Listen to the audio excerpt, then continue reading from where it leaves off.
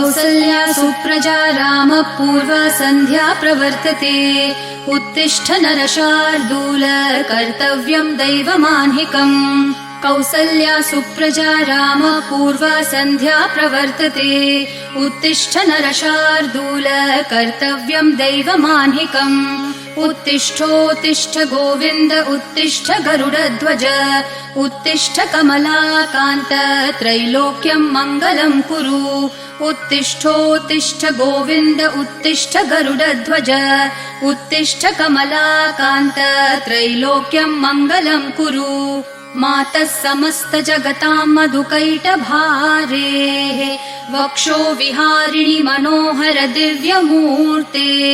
श्रीस्वामिनि श्रित जनप्रिय दानशीले श्रीवेङ्कटेश दयिते तव सुप्रभातम् मातः समस्त जगताम् मधुकैटभारेः वक्षो विहारिणि मनोहर दिव्यमूर्ते श्रीस्वामिनि श्रित जनप्रिय दानशीले श्रीवेङ्कटेश दयिते तव सुप्रभातम् तव सुप्रभातमरविन्दलोचने भवतु प्रसन्न मुख चन्द्रमण्डले विधिशङ्करेन्द्रवनिताभिरर्चिते वृषशैलनाथ दयिते दयानिधे अत्र्यादि सप्तऋषयः समुपास्य सन्ध्याम् आकाश सिन्धु कमलानि मनोहराणि आदाय पादयुगमर्चयितुम् प्रपन्नाः शेषाद्रिशेखर विभो तव सुप्रभातम् पञ्चाननाब्ज भव षण्मुख वासवाद्याः त्रैविक्रमादिचरितम् विबुधास्तुवन्ति भाषापतिः पठति वासर शुद्धिमारात् शेषाद्रिशेखर विभो तव सुप्रभातम् ईषत् प्रफुल्ल सरसीरुह नारिकेल पूगद्रुमादिसु मनोहर पालिकानाम् आवाति मन्दमनिलः सह दिव्यगन्धैः शेषाद्रिशेखर विभो तव सुप्रभातम् उन्मील्य नेत्रयुगमुत्तम पञ्चरस्था पात्रावशिष्ठ कदलीफलपायसानि भूत्वा सलीलमथ केलिशुकाः पठन्ति शेषाद्रिशेखर विभो तव सुप्रभातम् तन्त्री प्रकर्ष मधुरस्वनया विपञ्च्या गायत्यनन्तचरितम् तव नारदोऽपि भाषा समग्रमसकृत्करचार रम्यम् शेषाद्रिशेखर विभो तव सुप्रभातम् भृङ्गावली च मकरन्दरसानुविद्ध झनकार गीतनिनदैः सह सेवनाय निर्यात्युपान्त सरसी कमलोदरेभ्यः शेषाद्रिशेखर विभो तव सुप्रभातम् योषागणेन वरदध्नि विमथ्यमाने घोषालयेषु दधिमन्थन तीव्रघोषाः रोषात् कलिम् वदधते ककुभश्च कुम्भाः शेषाद्रिशेखर विभो तव सुप्रभातम् पद्मेशमित्र शतपत्र गतालिवर्गाः हर्तुम् श्रियम् कुवलयस्य निजाङ्गलक्ष्म्या भेरीनिनादमिव बिभ्रति तीव्रनादम् शेषाद्रिशेखर विभो तव सुप्रभातम् श्रीमन्नभीष्टवरदाखिल लोकबन्धो श्री श्रीनिवास जगदैकदयैक सिन्धो श्रीदेवतागृह भुजान्तर दिव्यमूर्ते श्रीवेङ्कटाचलपते तव सुप्रभातम् श्रीमन्नभीष्टवरदाखिल लोकबन्धो श्री श्रीनिवास जगदेकदयैक सिन्धो श्रीदेवतागृह भुजान्तर दिव्यमूर्ते श्रीवेङ्कटाचलपते तव सुप्रभातम् श्री स्वामी पुष्करिणिकाप्लव निर्मलाङ्गाः श्रेयोर्थिनो हरविरिञ्च सनन्दनाद्याः द्वारे वसन्ति वरवेत्रहतोत्तमाङ्गाः श्रीवेङ्कटाचलपते तव सुप्रभातम् श्रीशेषशैलगरुडाचल वेङ्कटाद्रिनारायणाद्रिवृषभाद्रिवृषाद्रिमुख्याम् आख्याम् त्वदीयवसतेरनिशम् वदन्ति श्रीवेङ्कटाचलपते तव सुप्रभातम् सेवापरः शिवसुरेश कृशानुधर्मरक्षोऽम्बुनाथ पवमानधनाधिनाथाः बद्धाञ्जलि प्रविलसन्निज शीर्षदेशाः श्रीवेङ्कटाचलपते तव सुप्रभातम् घाटेषु ते विहगराज मृगाधिराज नागाधिराज गजराज हयाधिराजाः स्वस्वाधिकारमहिमाधिकमर्थयन्ते श्रीवेङ्कटाचलपते तव सुप्रभातम्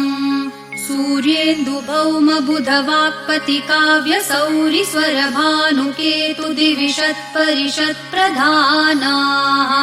त्वद्दासदासचरमावधिदासदासाः श्रीवेङ्कटाचलपते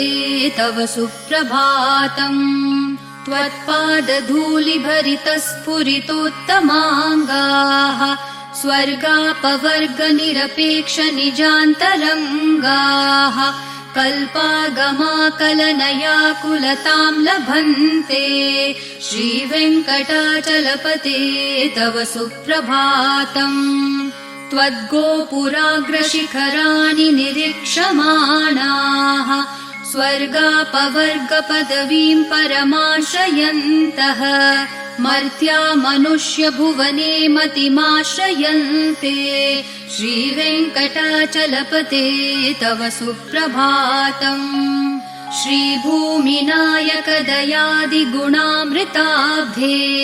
देवाधिदेव जगदेक शरण्यमूर्ते श्रीमन् अनन्त गरुडादिभिरर्चिताङ्घ्रे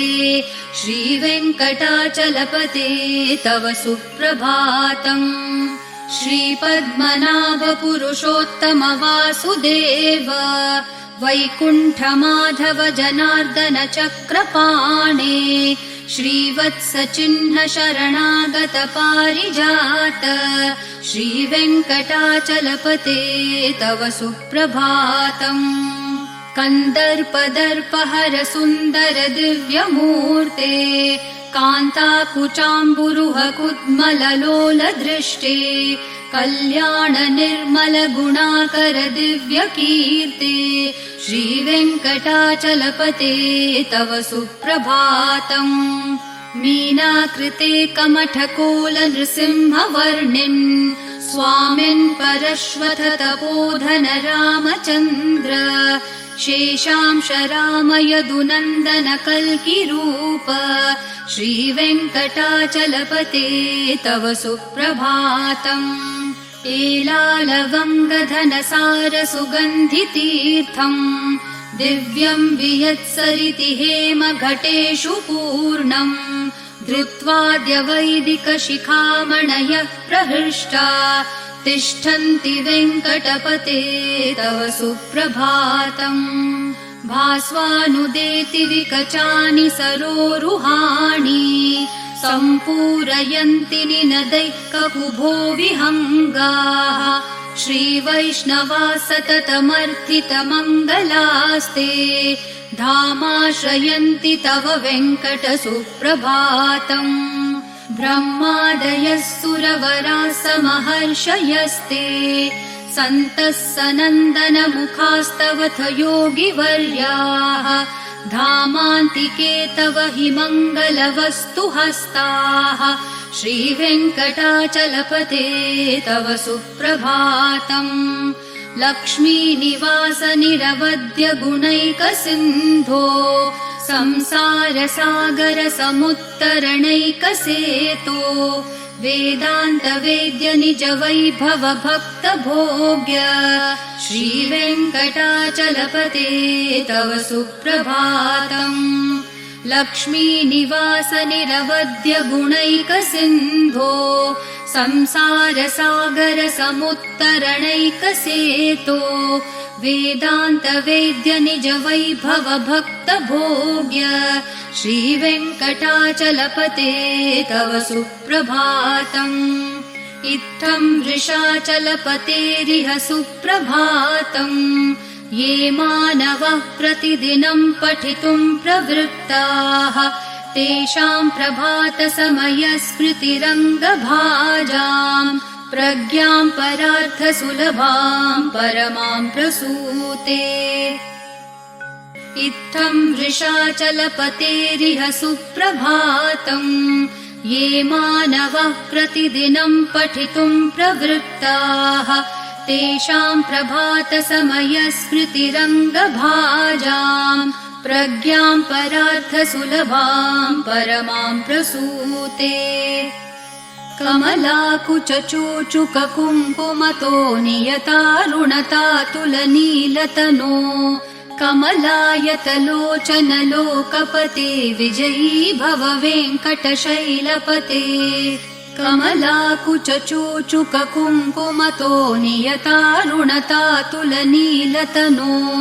कमलायतलोचनलोकपते विजयी भव वेङ्कटशैलपते। स चतुर्मुख षण्मुख पञ्चमुख प्रमुखाखिल दैवतमौलिमणे शरणागतवत्सल सारनिधे परिपालय मां वृषशैलपते। अतिवेलतया तव दुर्विषहै अनुवेलकृतैरपराधशतैः भरितं त्वरितं वृषशैलपते परया कृपया परिपाहि हरे। अधिवेङ्कटशैलमुदारमते जनताभिमताधिकदानरतात् परदेवतया गदितान्नगमै कमलादयितान्न परं कलये। कलवेणुरवावश गोपवधू शतकोटिवृतात् स्मरकोटिसमात् प्रतिवल्लविकाभिमतात् सुखदात् वसुदेवसुतान्न परं कलये। अभिराम गुणाकर दाशरथे जगदेकधनुर्धर धीरमते रघुनायक राम रमेश विभो वरदो भवदेव दया जलदे।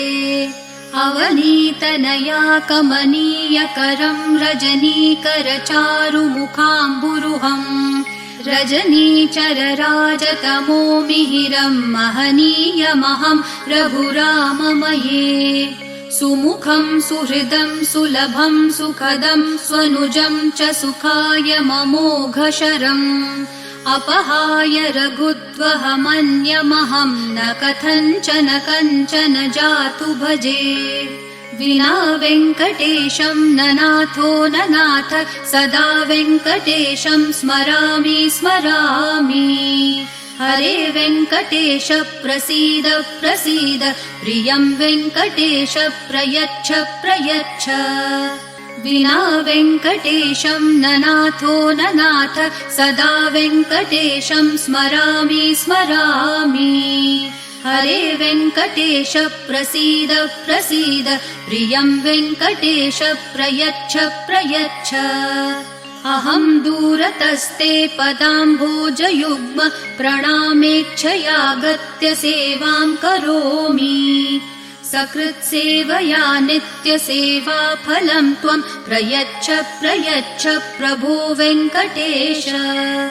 अज्ञानिना मया दोषान् अशेषान् विहितान् हरे क्षमस्वत्वं क्षमस्वत्वं शेषशैलशिखामणे।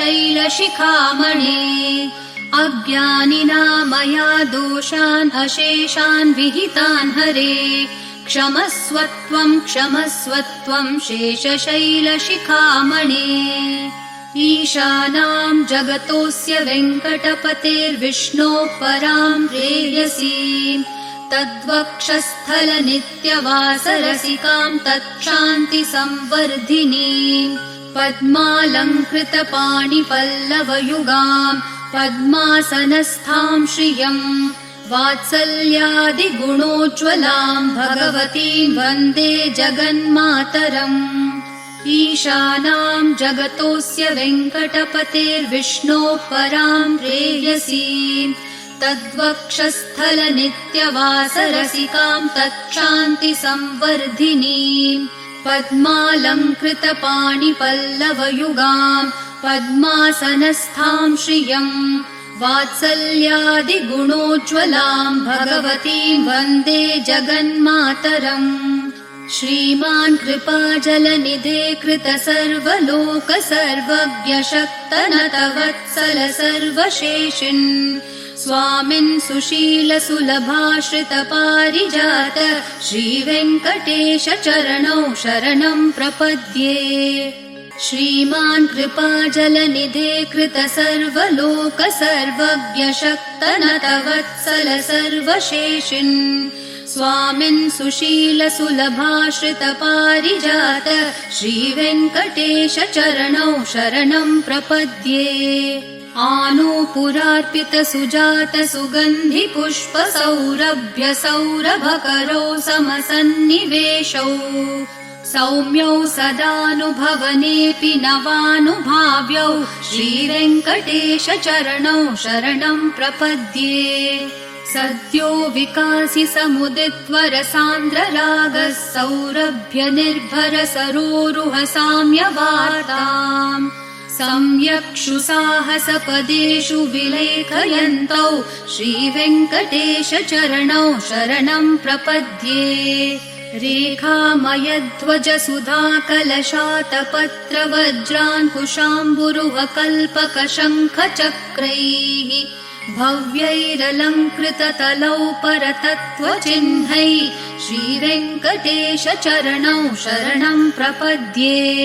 ताम्रोदरद्युतिपराजितपद्मरागौ ब्राह्मेर्महोभिरभिभूतमहेन्द्रनीलौ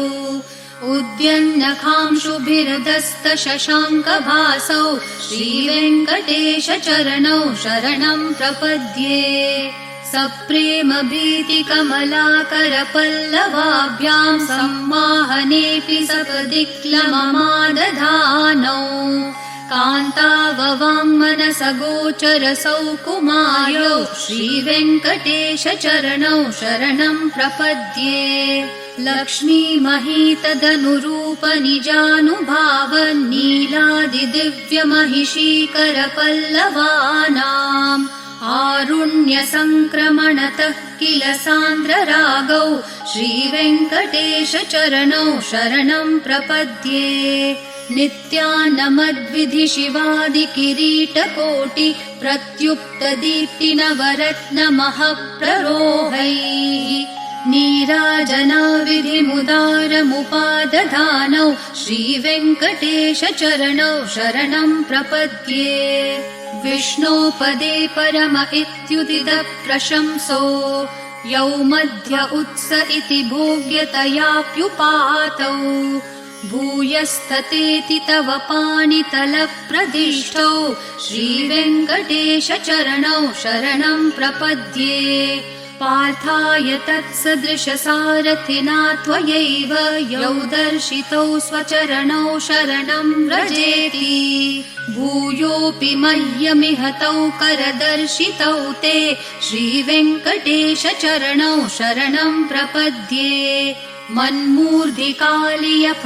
विकटाटवीषु श्रीवेङ्कटाद्रिशिखरे शिरसि श्रुतीनाम् चित्तेऽप्यनन्यमनसां सममाहितौ ते श्रीवेङ्कटेश चरणौ शरणं प्रपद्ये आम्लानहृष्यदवनीतलकीर्णपुष्पौ श्रीवेङ्कटाद्रिशिखराभरणायमानौ आनन्दिताखिलमनोनयनौ तवेतौ श्रीवेङ्कटेश चरणौ शरणं प्रपद्ये प्रायः प्रपन्नजनता प्रथमावगाह्यो मातुस्तनाविविशिशोरमृतायमानौ प्राप्तौ परस्परतुलामतुलान्तरौ ते श्रीवेङ्कटेशचरणौ शरणं प्रपद्ये सत्वोत्तरैः सततसेव्यपदाम्बुजेन संसारतारकदशार्द्रदृगञ्चलेन सौम्योपयन्तृमुनिना मम दर्शितौ ते श्रीवेङ्कटेशचरणौ शरणं प्रपद्ये सत्वोत्तरैः सततसेव्यपदाम्बुजेन संसारतारकदशार्द्रदृगञ्चलेन सौम्योपयन्तृमुनिना मम दर्शितौ ते श्रीवेङ्कटेशचरणौ शरणं प्रपद्ये श्रीशश्रिया घटिकया त्वदुपाय भावे प्राप्ये त्वयि स्वयमुपेयतया स्फुरन्त्या नित्याश्रिताय निरवद्य गुणाय तुभ्यं स्यां किङ्करो वृषगिरीश न जातु मह्यम् श्रीशश्रिया घटिकया त्वदुपाय भावे प्राप्ये त्वयि स्वयमुपेयतया स्फुरन्त्या नित्याश्रिताय निरवद्य गुणाय तुभ्यं स्यां किङ्करो वृषगिरीश न जातु मह्यम् श्रियः कान्ताय कल्याणनिधये निधयेऽर्थिनां श्रीवेङ्कटनिवासाय श्रीनिवासाय मङ्गलम् श्रियः कान्ताय कल्याणनिधये निधयेऽर्थिनां श्रीवेङ्कटनिवासाय श्रीनिवासाय मङ्गलम् लक्ष्मी सविभ्रमालोकसुप्रविभ्रमचक्षुषे चक्षुषे सर्वलोकानां वेङ्कटेशाय मङ्गलम् श्रीवेङ्कटाद्रिशृङ्गाग्रमङ्गलाभरणाङ्ग्रये मङ्गलानां निवासाय श्रीनिवासाय मङ्गलम् सर्वावयवसौन्दर्यसम्पदा सर्वचेतसां सदा सम्मोहनायास्तु वेङ्कटेशाय मङ्गलम् नित्याय निरवध्याय सत्यानन्दचिदात्मने सर्वान्तरात्मने श्रीमद्वेङ्कटेशाय मङ्गलम् स्वतः सर्वविदे सर्वशक्तये सर्वशेषिणे सुलभाय सुशीलाय वेङ्कटेशाय मङ्गलम् परस्मै ब्रह्मणे पूर्णकामाय परमात्मने प्रयुञ्जे परतत्त्वाय वेङ्कटेशाय मङ्गलम् आकालतत्त्वमशान्तम् आत्मनामनुपश्यताम् अतृप्तामृतरूपाय वेङ्कटेशाय मङ्गलम् प्रायः स्वचरणौ पुंसां शरण्यत्वेन पाणिना कृपया दिशते श्रीमद्वेङ्कटेशाय मङ्गलम् दयामृत्तरङ्गिन्यास्तरङ्गैरिव शीतलैः अपाङ्गैः सिञ्चते विश्वं वेङ्कटेशाय मङ्गलम् सद्भूषाम्बरहेतिनां सुषमावहमूर्तये सर्वार्तिशमनायास्तु वेङ्कटेशाय मङ्गलम् श्रीवैकुण्ठविरक्ताय स्वामि पुष्करिणीतटे रमया रममाणाय वेङ्कटेशाय मङ्गलम् श्रीवैकुण्ठविरक्ताय स्वामि पुष्करिणीतटे रमया रममाणाय वेङ्कटेशाय मङ्गलम् श्रीमत्सुन्दरजामातृमुनिमानसवासिने सर्वलोकनिवासाय श्रीनिवासाय मङ्गलम् मङ्गलाशासनपरैर्मदाचार्य पुरोगमैः सर्वैश्च पूर्वैराचार्यैः सत्कृतायास्तु मङ्गलम्।